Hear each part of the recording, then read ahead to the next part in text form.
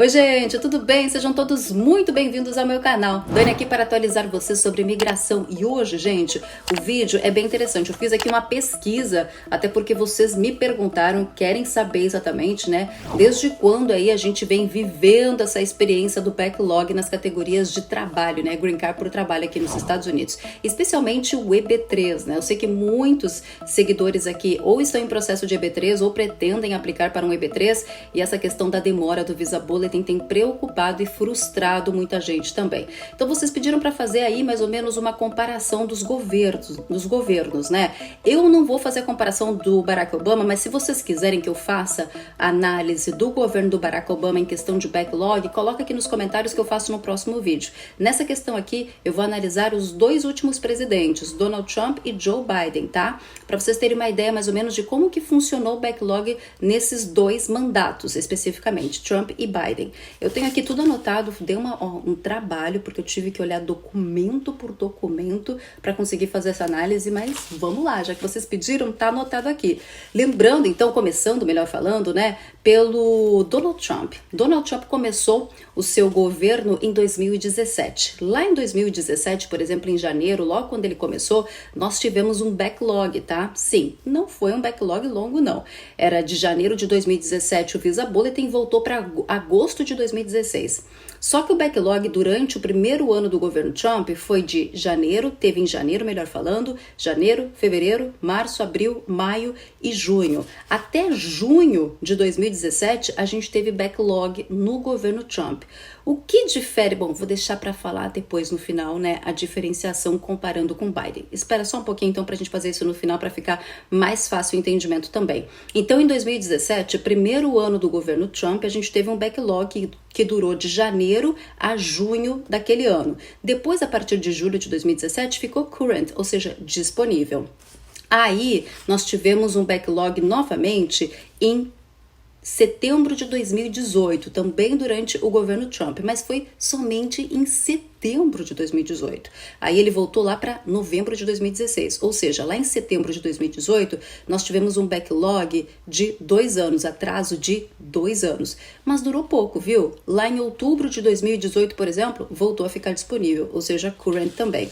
Aí entramos na era de 2019. Em 2019, por exemplo, nós tivemos dois backlogs, ou seja, retrocessos no mandato de Trump, no EB3. Tudo que eu tô falando aqui é EB3, tá, gente? Não vou falar de EB1. EB1 também teve vários retrocessos nesses últimos anos, para vocês terem uma ideia, que hoje tá current, tá todo mundo comemorando, mas ele passou por também alguns retrocessos também nesse sentido. Mas aqui eu vou falar somente do EB3, tá? Lá em 2019, nós tivemos 2 retrocessos, em agosto de 2019 e em setembro de 2019.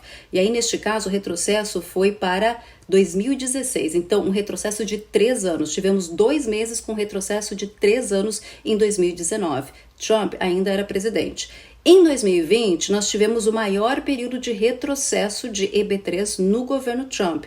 Nós tivemos em março de 2020, abril de 2020, maio de 2020, junho de 2020, julho de 2020, agosto de 2020, setembro de 2020. Aí o retrocesso nesse período foi, nós estávamos em 2020, eles retrocederam para 2017, ou seja, um retrocesso de 3 anos aí, tá? Lá em 2020. E aí depois, a partir de julho de 2020, o retrocesso foi de 2 anos, porque daí eles voltaram para 2018 neste caso.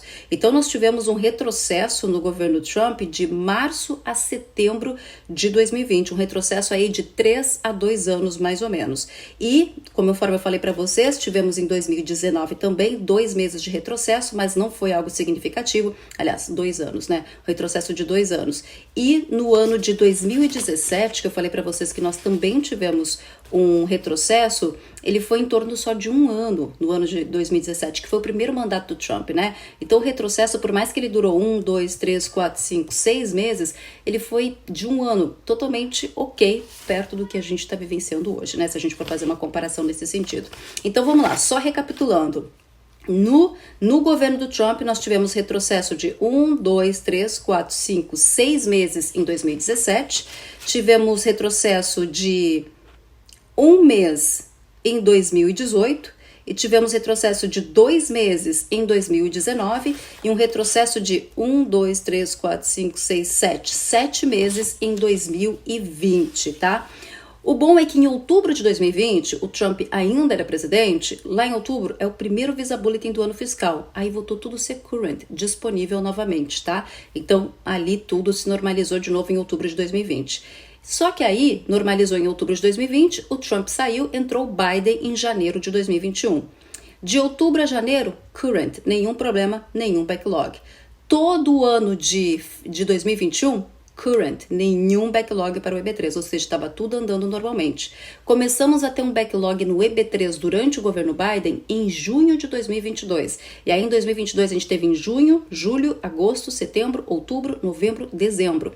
Então nós tivemos 6 meses de 2022 com backlog em 2022, tá? 6 meses durante o governo Biden.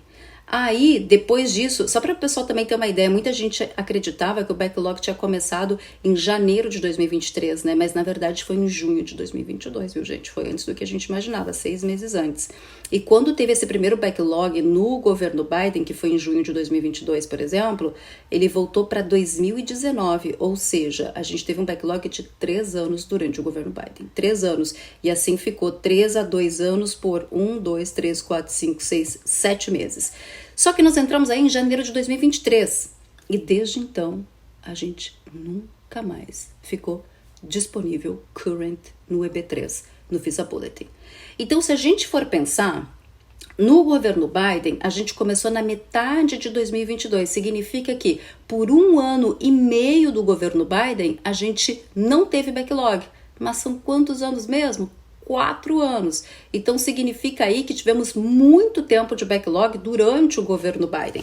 Já no governo Trump, a gente teve 6 meses também no ano de 2017, que foi no primeiro ano de mandato do Trump, mas em compensação, depois em 2020, nós tivemos mais 1, 2, 3, 4, 5, 6, 7 meses. E depois teve alguns meses paliativos. Se a gente for considerar, vou fazer o cálculo aqui, fazendo as contas, porque eu sou ótima de matemática, então vou revisar muito bem, mas de acordo com as minhas contas aqui, nós tivemos um total de 17 meses de backlog durante o governo Trump e 27 meses de backlog durante o governo Biden. É uma diferença de 10 meses aí, hein?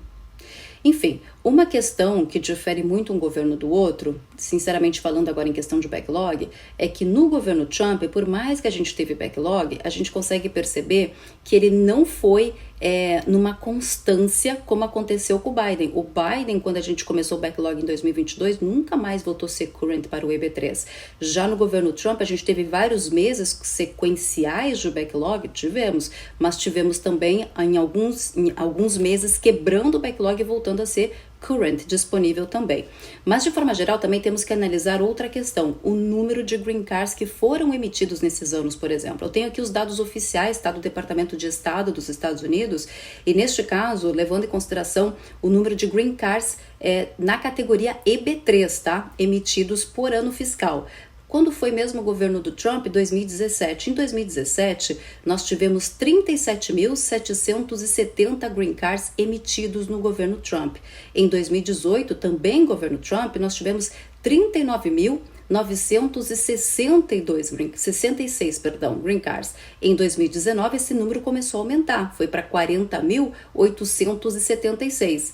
No primeiro ano de governo Biden, 2021, esse número já era bem maior. Foram emitidos 55.240 EB3 naquele ano. Então, o número de EB3 vem aumentando ano a ano. Por isso que a gente vem experienciando também um maior backlog. Por quê? Porque como nós temos um número, um cap anual, um limite numérico de 40 mil EB3 disponibilizados por ano fiscal, quando esse número ou quando o número de petições é muito maior do que o cap anual, por exemplo, acontece o backlog. Então, se a gente for ver, realmente o número de petições vem aumentando ano após ano. Por isso que as pessoas estão experienciando no EB3 um backlog muito maior nesse sentido. Fora a questão também da pandemia, porque a imigração ficou parada por bastante tempo durante a pandemia também, o que também atrasou alguns processos imigratórios, mas também temos que levar em consideração que a partir do momento que terminou a pandemia, eles deveriam aumentar o número de funcionários, né, e assim a gente tem uma maior agilidade também na questão dos processamentos de EB3, né. Além disso, óbvio, na minha opinião mais sincera, precisamos do quê? Precisamos de uma ação muito mais imediata do Congresso, porque enquanto eles não aumentarem o limite numérico de green cards disponibilizados por ano fiscal, o backlog nunca vai acabar. Nunca vai acabar. Por isso a minha preocupação de ver propostas onde eles falam que se de novo o número de petições for muito maior do que o cap disponibilizado para aquela categoria de green card, eles vão pausar as petições. Isso me preocupa porque isso não é uma proposta, uma solução, gente. Porque a solução mesmo é aumentar o limite numérico, até porque essas pessoas estão buscando as vias legais de trabalho aqui nos Estados Unidos. Mas quero saber a sua opinião. Você concorda? Acha que tem que aumentar mesmo o número de green cards disponibilizados por ano fiscal? Qual é a sua opinião sobre este assunto? E o que você achou desse levantamento? Se vocês quiserem que eu faça o levantamento durante o mandato também do Barack Obama, coloca aqui nos comentários que eu faço também essa análise e trago aqui para vocês no canal. Se vocês gostaram, deixa o like para ajudar a Dani. Ajuda demais a Dani deixando o like. Se puder, compartilha também, que informação boa é informação compartilhada. Se inscreve no canal que é rapidinho, também não custa nada, viu, gente? E assim você sempre fica muito bem informado sobre tudo que acontece em relação à imigração aqui nos Estados Unidos. Me segue lá no Insta também, tanto no meu Insta pessoal, onde eu falo muito sobre os Estados Unidos, quanto no Insta das Starts também. Start America para processos imigratórios, Start Jobs para licenças, validação, licenças profissionais, validação, busca de vagas de trabalho. Você vai através da Start Jobs. E na Kickstart, se você busca vagas patrocinadas com vistos de trabalho ou Green Card por trabalho. Você pode acessar qualquer uma das nossas redes sociais, que nós temos lá atendimento também, tanto na rede social quanto no WhatsApp, para poder melhor atender você. Bom, gente, eu fico por aqui. Um grande beijo e até o próximo vídeo. Tchau, tchau!